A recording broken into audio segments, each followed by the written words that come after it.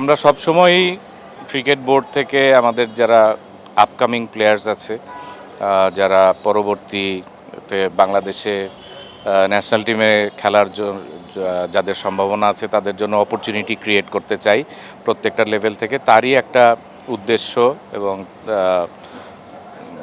ধারাবাহিকতায় আমরা এই অস্ট্রেলিয়াতে ডারউইনে এই ট্যুরটি অ্যারেঞ্জ করেছি, যেখানে নর্দার্ন টেরিটরি আমাদেরকে হোস্ট করছে। সেখানে আমরা 2টা 4 দিনের ম্যাচ, 3টা ওয়ানডে ম্যাচ এবং পরবর্তীতে অস্ট্রেলিয়া আপনারা জানেন যে বিগ ব্যাশের 5টি টিম সহ ওদের যেটা ডোমেস্টিক ফ্র্যাঞ্চাইজি লিগ T20, সেখানে একটা টুর্নামেন্টে অংশগ্রহণ করব যেখানে পাকিস্তানের টিমও থাকছে। সো এটার মূল উদ্দেশ্য হচ্ছে আমাদের ফিউচার প্লেয়ারদের জন্য একটা প্ল্যাটফর্ম এবং তাদেরকে শোকেস করার জন্য এই অপরচুনিটিটা ক্রিয়েট করা হয়েছে। এটা একটা লং ট্যুর এবং সচরাচর আমরা এইচপির প্রোগ্রামে এই ধরনের ট্যুর পাই না।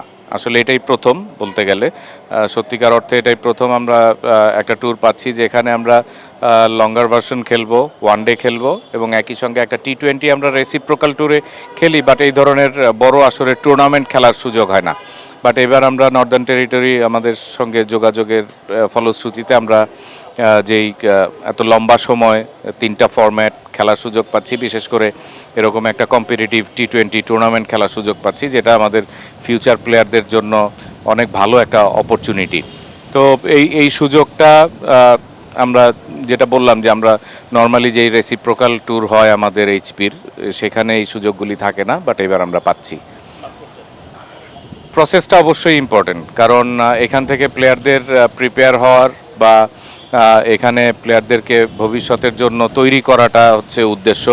তারপরে যদি আমরা টুর্নামেন্টে ট্রফি জিতি সেটা তো অবশ্যই অনেক ভালো হবে এবং আমাদের জন্য অনেক আনন্দের হবে।